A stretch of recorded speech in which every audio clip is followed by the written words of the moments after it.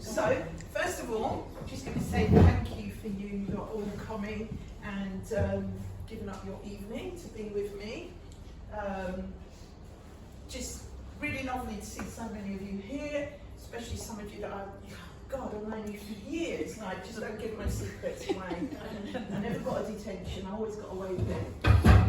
Right, so, how's it going to go? It's going to go like this. In the beginning, I'm just going to introduce myself a little bit to you and give you a little bit of background. Can you hear me in the back? Yeah. Yes, miss. Okay. Right. And the paper on the table, the reason that I put it there with pen is, as I talk, I'm going to be one of those teachers that says, don't disrupt the class, okay? If you have questions, just write them down, okay? So that you can come to me afterwards. And as people will know, I'm pretty good at talking. I can talk quite a bit. So if I go over, can somebody just go like that? Otherwise, Hannah's looking at me now going, I'll do it. Are we going to be tested on what you are telling us? Is it in the syllabus? It's possible. It's possible. Scientifically to be. Actually, I might challenge you scientifically then, because he's a scientist. Right, okay. So I'm going to just start by saying a little bit about myself, why I wrote the book, what the book is kind of about, what the theme of the book is. It's quite long for me to go into too much detail, but I'll do my best. What inspired me to write it, and what the reader, so what is my intention from having that book published, really, is important to me. So I'll just start by saying, obviously everybody knows I'm Anna, okay? Some people are going to say I'm Anna Zannides. No, I'm Anna Zannides, right? Get that right, because we had a little bit of a mess up in my surname when I was little. Parents to blame. So, went to school here, was born, sort of East London, grew up in Tottenham, Wood Green, whatever we like to say. And went to school somewhere around Wood Green, Tottenham, and just want to go through that really quickly. I was not good at school. I left school with no qualifications unless you count one O-level English at grade C, okay? Everything else was, I didn't do it. Many reasons for that, actually, that I've managed to understand since writing my book and doing the research. One of them was English wasn't my first language, even though I was born here. So our parents didn't speak English when they came over, and they were only over here for a couple of years before I went to school. So English wasn't their first language, or wasn't their language at all. So when we started school, most of us spoke Greek, or our parents' language. So, Marie, do you want to? No, I'm fine now. All I could see was the flag. Maybe we can. Maybe can we get Yeah. So, anyway, so English wasn't my first language, so that's kind of why I struggled quite a bit at school, and a bit hard with my sister-in-law and my niece here, but I'm going to say it anyway. Grew up in a family of pretty harsh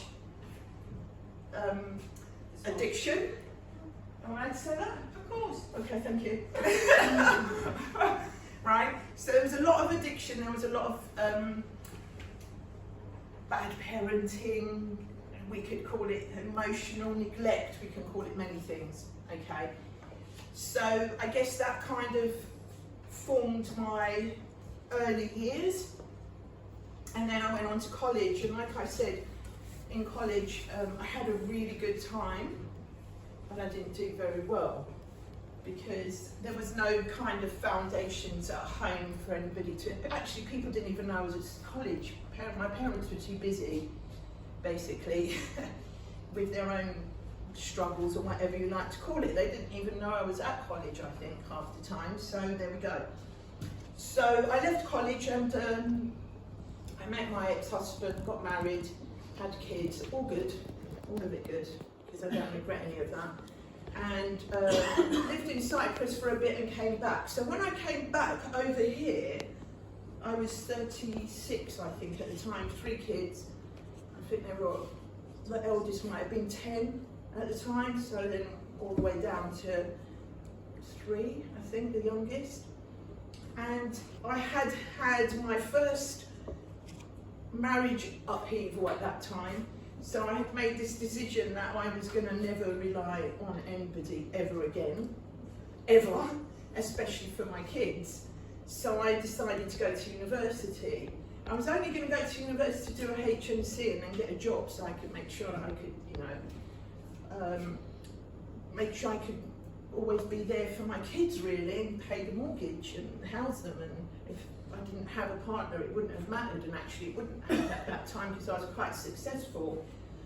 So I went to uni, did pretty well, yeah, had a great time. Julie was somebody that I met at university. The other friend, well, she went off to Spain and left us.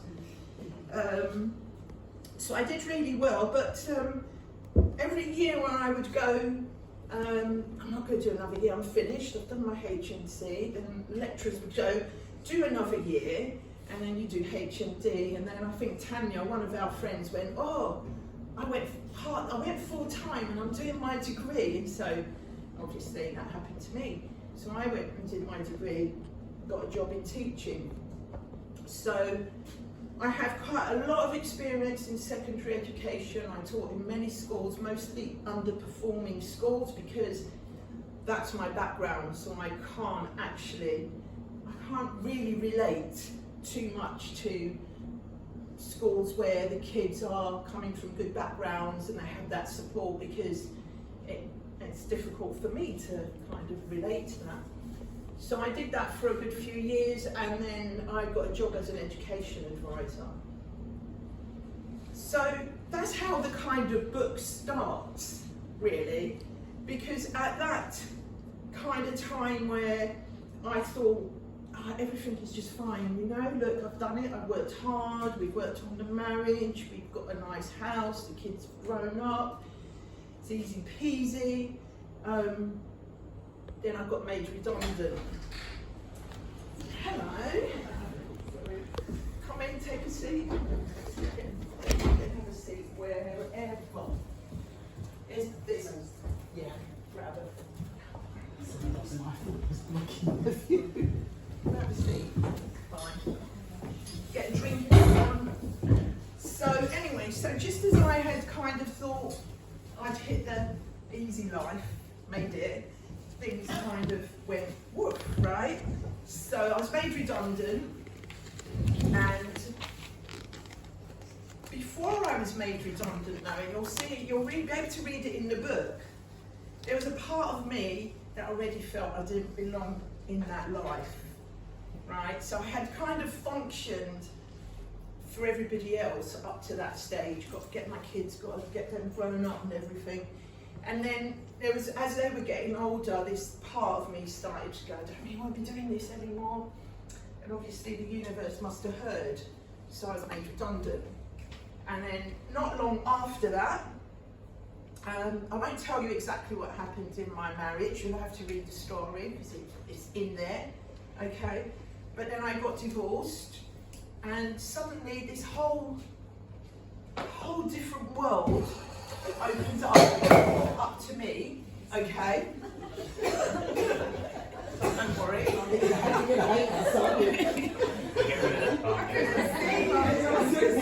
So there you go. I'm so sorry. That's all right, and now I feel bad for you. So right, okay. So we got walking plants here as well.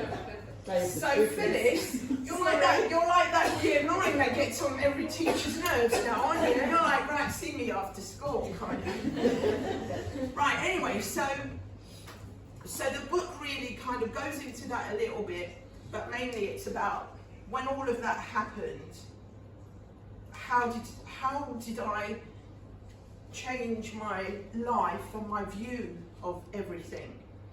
And so now, I was just saying that I started studying a little bit of trauma sensitive mindfulness and trauma sensitive coaching in the last few weeks to get an understanding of what trauma is and how that impacts on our lives.